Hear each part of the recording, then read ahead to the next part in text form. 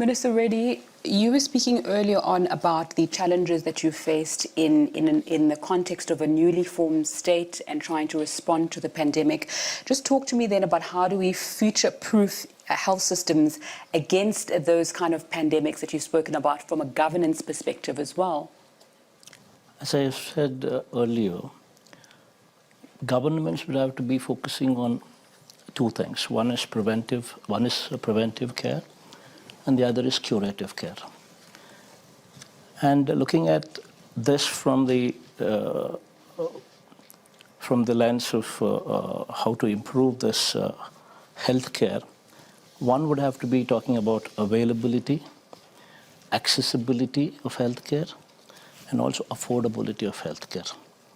All these three would have to be moving in line. In order to do that, from my state's perspective as to how we have been wanting to move forward is, we've taken every 2,000 people, every population with every village with 2,000 population as a unit, and we're coming up with village clinics.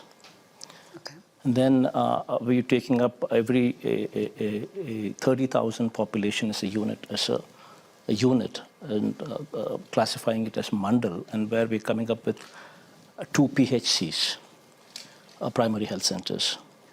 These primary health centers would have 4 doctors, 2 of the doctors present in each of the PHC center, and they would be given an ambulance 104, and each of this doctor would be given their designated villages.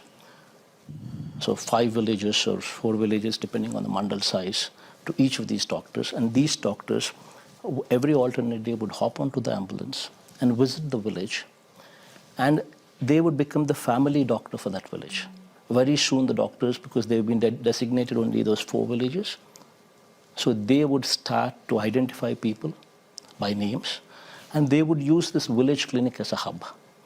This village clinic primarily would be having an A&M, nursing graduate, mid-level health practitioner, and ASHA workers that we spoke about also reporting there.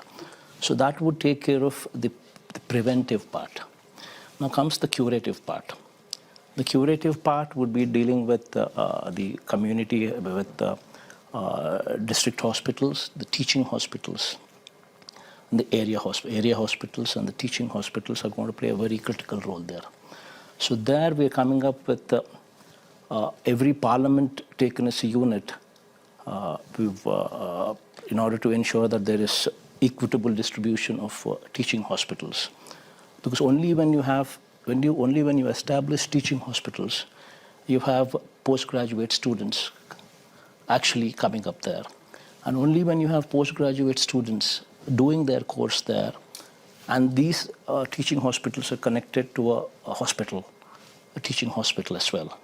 So teaching college and teaching hospital together would become the tertiary care that we are looking for.